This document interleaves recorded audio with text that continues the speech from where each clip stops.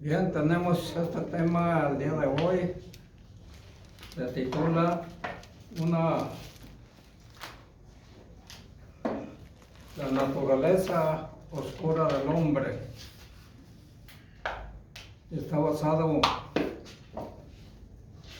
en el Evangelio según San Juan, capítulo 8, del 1 al 11. Del 1 al 11. Que dice así: para la honra y la gloria de Dios. Cada uno se fue a su casa y Jesús se fue al monte de los olivos.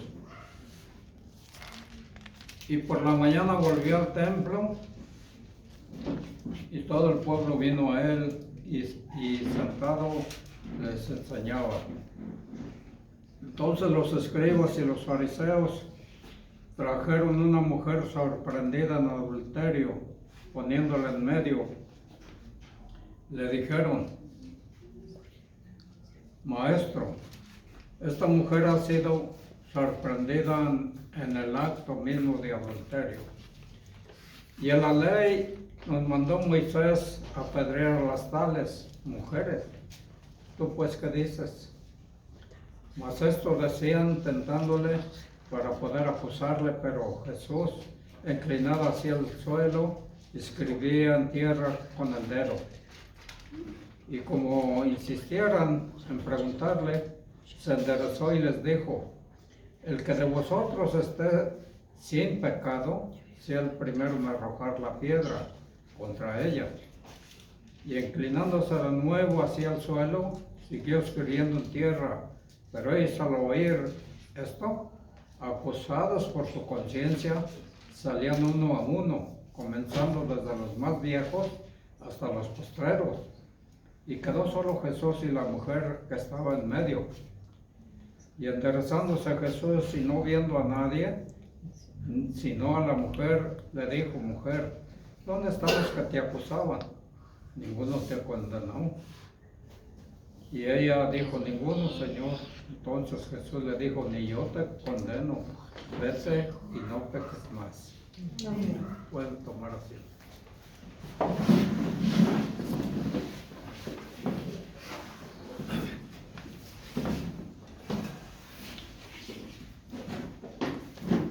Este evento es una imagen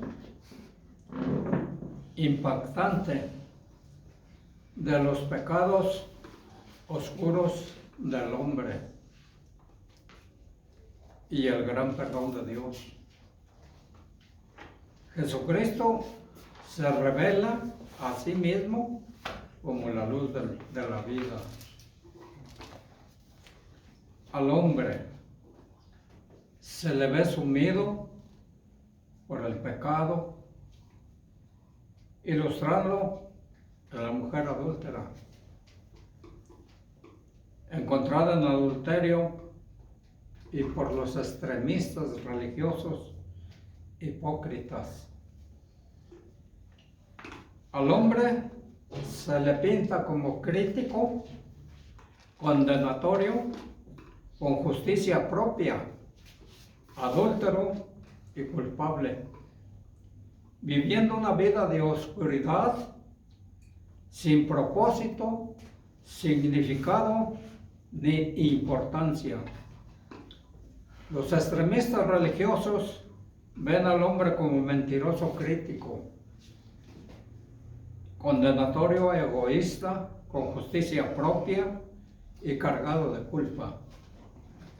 Ni un extremista religioso se muestra libre de la oscuridad del pecado grave. El Señor Jesús se revela a sí mismo como la luz del mundo. Él trae libertad y perdón y propósito, significado e importancia a la vida del hombre. Una imagen de la vida de Jesús, vemos cómo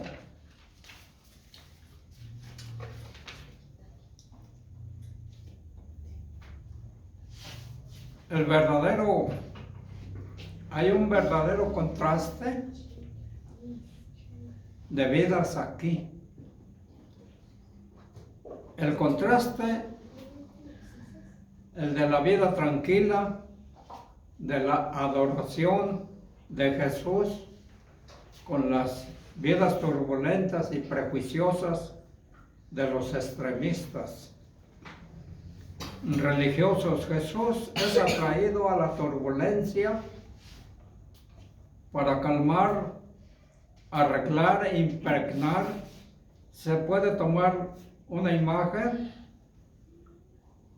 de la vida como calma y de adoración en contraste con un mundo turbulento. Miremos el secreto de la calma, paz de Jesús. Estaba a solas con Dios. Con frecuencia se retiraba al monte de los olivos para adorar a Dios, para estar solo con Dios. Lucas 21:37. Enseñaba de día en el templo y de noche saliendo estaba en el monte que se llama de los Olivos. Era uno de los lugares favoritos, un lugar donde podía estar a solas con Dios y sus discípulos, un lugar de quietud, donde encontraría cara a cara, fortaleciéndolo y alentándolo. Note también que Jesús comenzó en sus enseñanzas muy temprano, por la mañana. La palabra o las palabras vino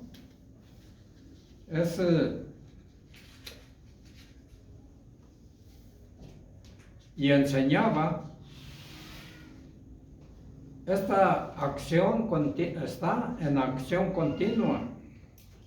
Las personas seguían viniendo a Jesús, a Él, y seguían enseñándoles su misión.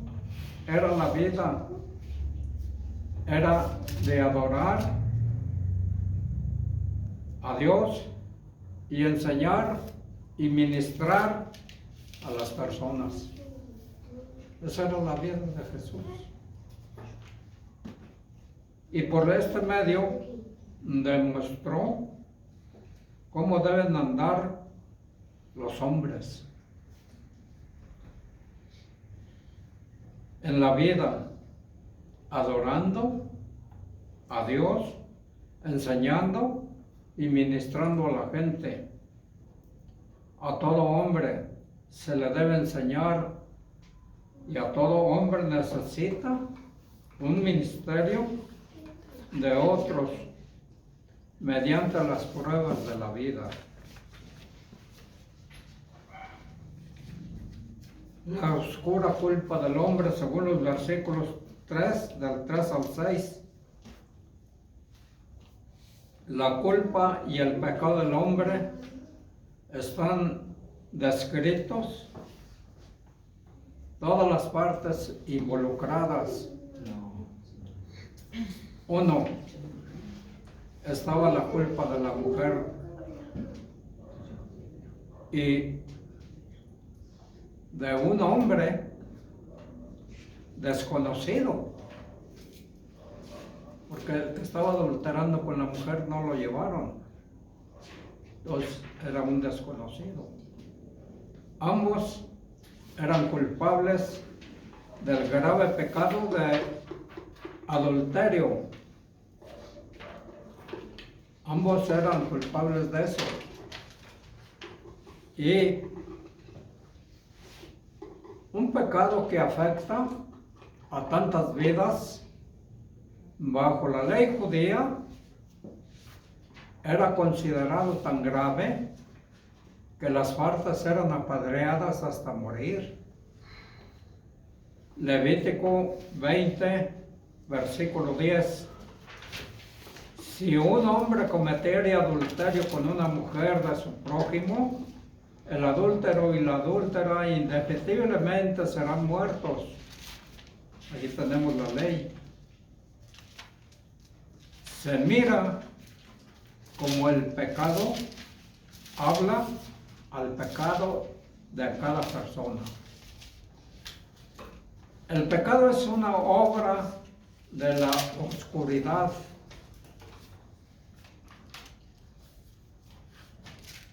Todo pecado lo es. La mayoría de los pecados se realizan en verdad bajo la cobertura de la oscuridad.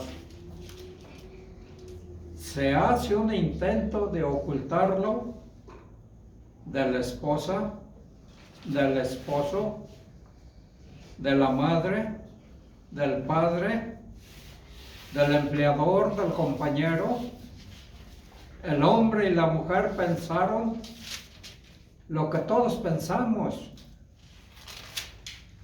con frecuencia, que su pecado nunca será descubierto, que nadie lo podría saber jamás. Pero pasaron por alto dos cosas que todos ignoramos. En la gran mayoría de los casos, el pecado ha sido descubierto. Y el pecado mismo hecho en sí siempre es visto por Dios. El pecado tuvo lugar en el mismo momento de la fiesta, cuando la atmósfera era festiva y donde las mujeres y los hombres se acercaban bebiendo y bailando con la indulgencia de la multitud.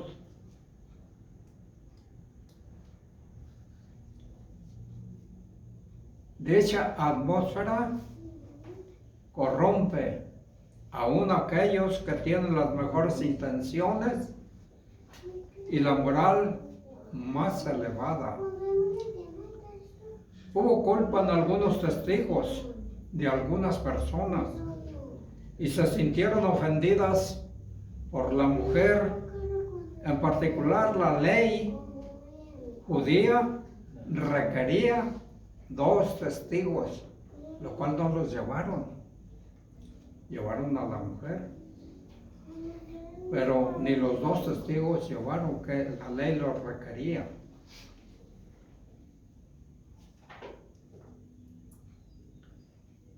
Y algunas personas se sintieron ofendidas por la mujer en particular. Para condenar a una mujer, a una persona, es muy poco probable que la mujer y su compañero se hayan visto o se hayan visto por los extremistas religiosos. Ellos habrían estado en una atmósfera tan corrupta.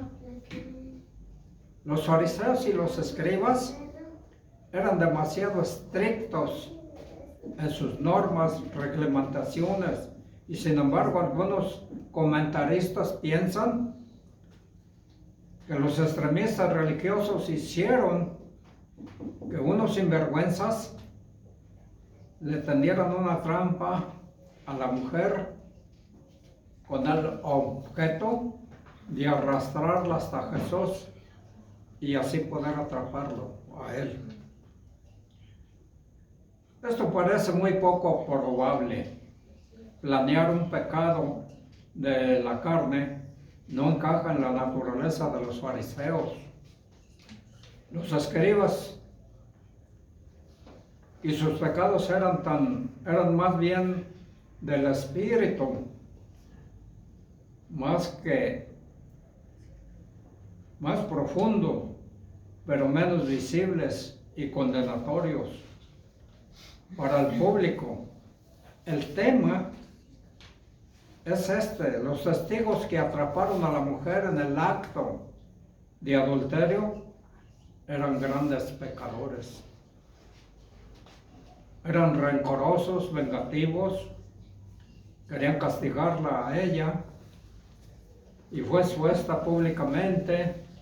Tendría que haber sido mantenida en custodia en algún lugar privado hasta que se llegara a un dictamen, pero fue arrastrada sin misericordia ante el público para exponer su pecado y avergonzarla y castigarla. ¿Por qué? Al parecer había herido tanto a su esposo o algún ser querido que quisieron vengarse. La exposición pública fue una manera de castigarla. El hombre que cometió adulterio con ella no fue expuesto. ¿Por qué? Habría escapado, habría huido antes de que lo agarraran o lo atraparan. Podría haberle temido o comprar algunos de sus acusadores. Hubiera sido librado, porque como sucede en muchas sociedades, el mal comportamiento, pecado cometido por los hombres, era más aceptable que el cometido por las mujeres. Estaba la culpa de los extremistas religiosos del público. Cuando los acusadores arrastraron a la mujer, los extremistas religiosos se juntaron, la gente a lo largo del camino, como suele suceder. Los extremistas religiosos vieron una oportunidad de probar a Jesús, de modo que llevaron a la mujer ante él con la esperanza de desacreditarlo. Jesús decía que la mujer no era culpable, estaría rompiendo la ley judía. Si él decía que no era culpable, rompía la ley judía. Y vemos cómo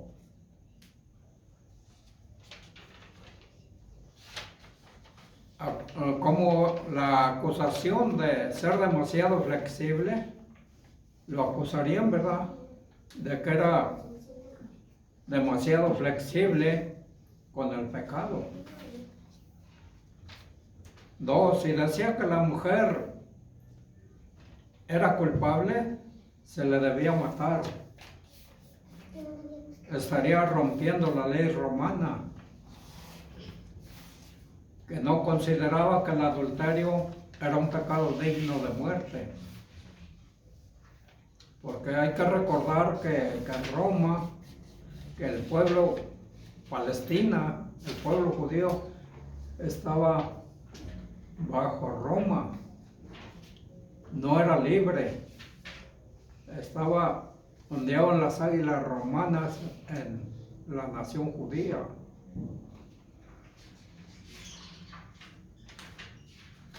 Entonces, que no consideraba que el adulterio era un pecado digno de muerte.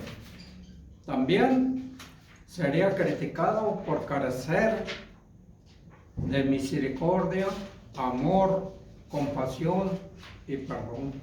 ¿Qué era lo que él predicaba? Jesús vino a predicar eso. Hay varias cosas sobre la naturaleza oscura del hombre que se ve en estos extremistas religiosos. Y en la multitud que se reunió a la exposición pública, había un espíritu pecaminoso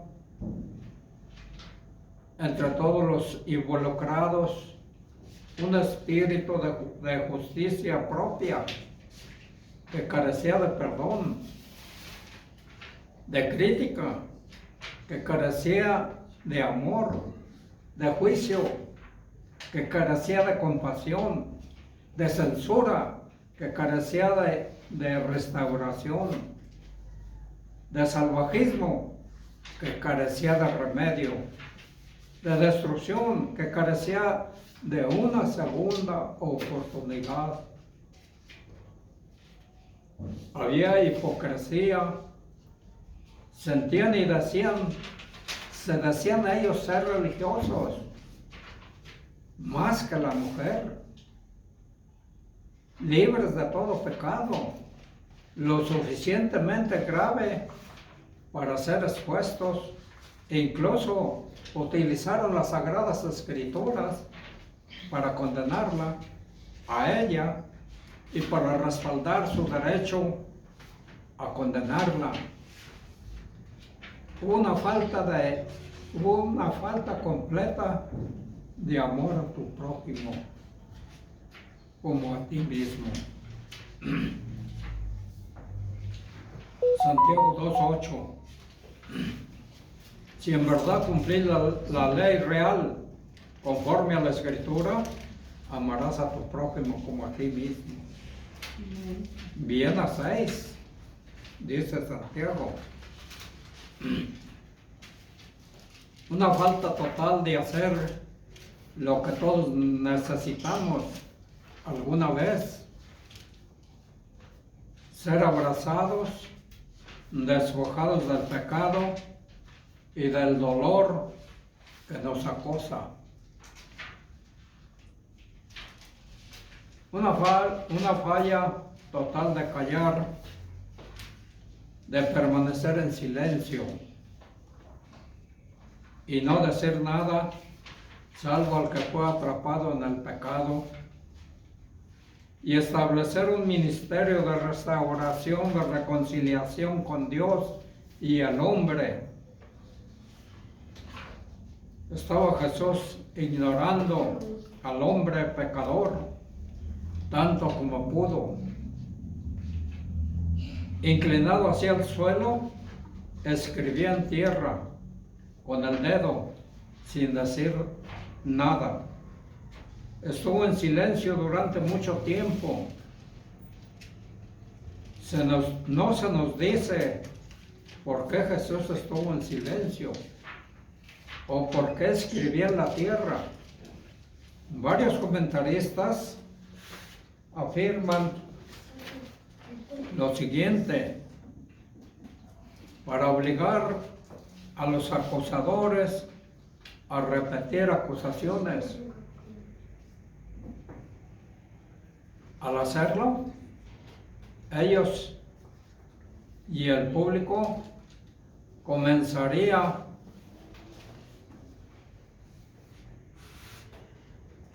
a ver y sentir su falta de compasión, o para escribir las escrituras aparte de los pecados de los que estaban allí de pie, esperando condenarlos.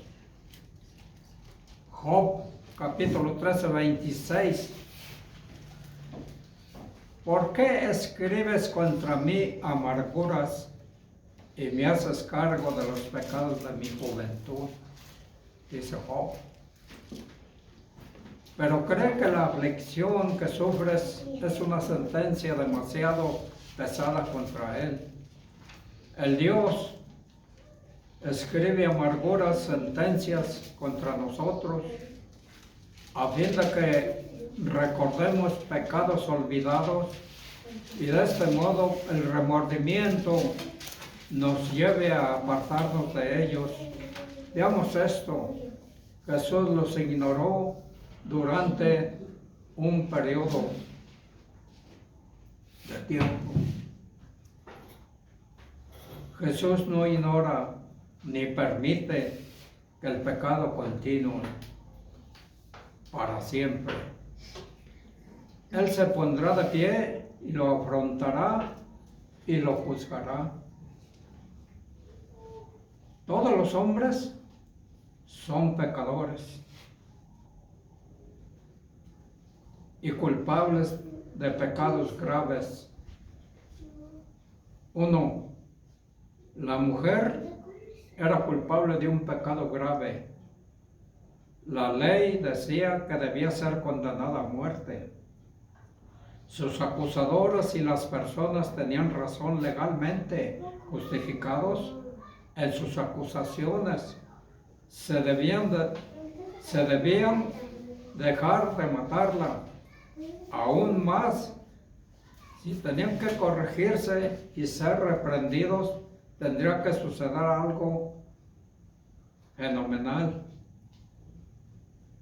Y eso fue lo que ocurrió. Advierta que Jesús, el que de vosotros esté sin pecado, dijo, sea el primero en arrojar contra ella. Y ningún hombre está sin pecado. Ningún hombre. Todos los hombres que estaban allí lo sabían. Y cada uno de ellos fue condenado dentro de su conciencia. Todos se fueron dejando solos a Jesús y a la mujer. Juan 3:19. Y esta es la condenación, que la luz vino al mundo y los hombres amaron más las tinieblas que la luz, porque sus obras eran malas.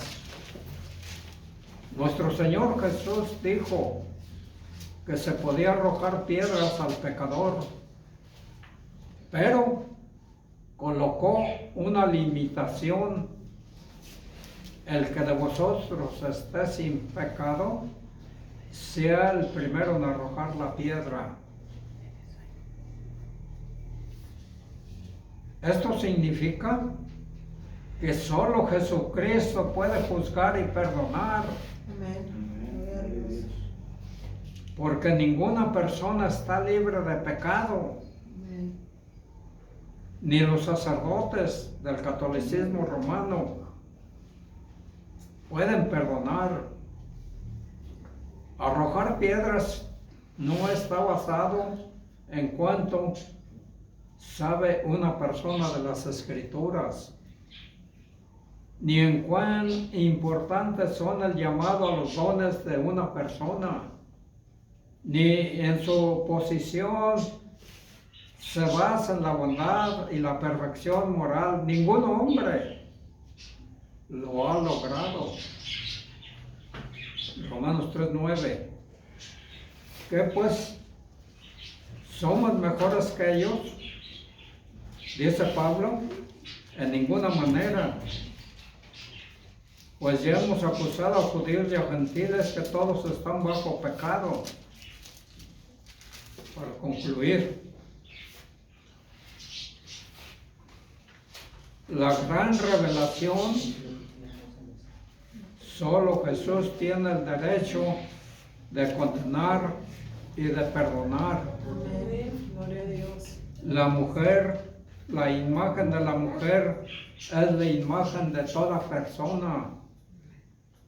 Cuando se trata de pecado, juicio, Toda persona está sola ante Cristo, de pie, desnudo, desprovisto de toda justicia, expuesto que ninguna persona posee justicia.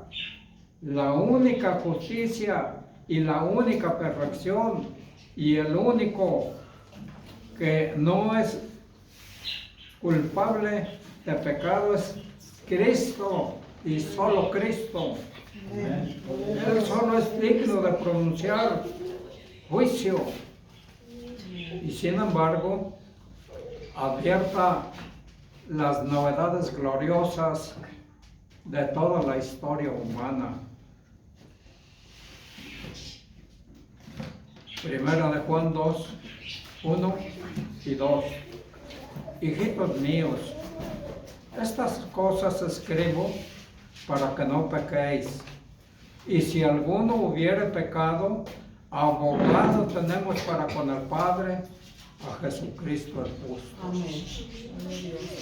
Y Él es la propiciación por nuestros pecados, y no solamente por los nuestros, sino también por los de todo el mundo. Jesús quería perdonar y perdonó. Amén. Y le dijo a la mujer, ni yo te condeno. Pero Jesús le advirtió, vete y no peques más. La advertencia es clara. El arrepentimiento es esencial para el perdón. Amén. Amén. Que el Señor los bendiga.